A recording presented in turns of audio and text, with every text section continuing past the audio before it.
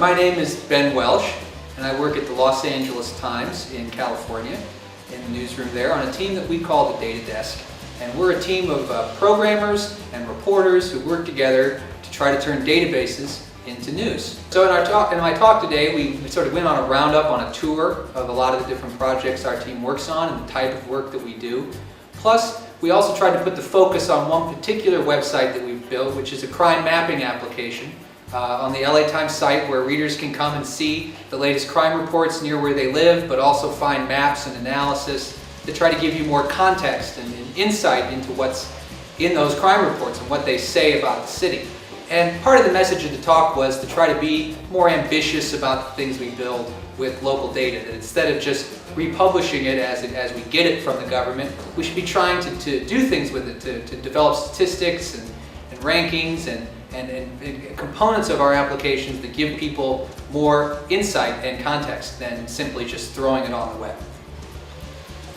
Well, right now the data thing is pretty hot, and there's a lot of people from different fields kind of jumping in and joining the kind of data journalism or open data sort of movement. And I think that's awesome. That is really great, and I love to see all people from different professions and walks of life and different outlooks getting into the field. But I think sometimes we tend to present what we're doing today as totally new or as wildly innovative, when the reality is that a lot of the data work that's happening today has been going on for many decades, going back to the early days of computers. And to me, I think that the people I really admire are the people in the 1970s and early 80s who were even nerdier and even less popular, than the data people of today, who broke a lot of ground in doing data analysis on big, scary mainframe computers and using the public records law in the early days to do great stories. And I think that when we write the history of what's happening here in the data journalism, we should start with them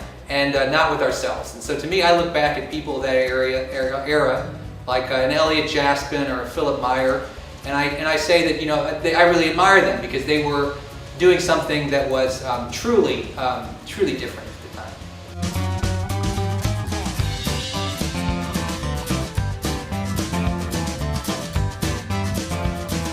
It's been a little behind the curve on the whole open data movement. The new administration of local government has really kind of thrown themselves, at least rhetorically, behind moving in this direction. And I feel like that is, in a sense, them extending a hand or even a challenge to the local media to try to make good on what all is possible if the government is to, say, open its books or make more things available. And I think that it's almost our obligation as the local media to try to rise and meet that challenge, make the most of it, and make all this big talk about what open data is possible, or what's possible with open data, to make all that a reality. And so I think that we have a challenge before us in that sense, and I look forward to giving it a shot.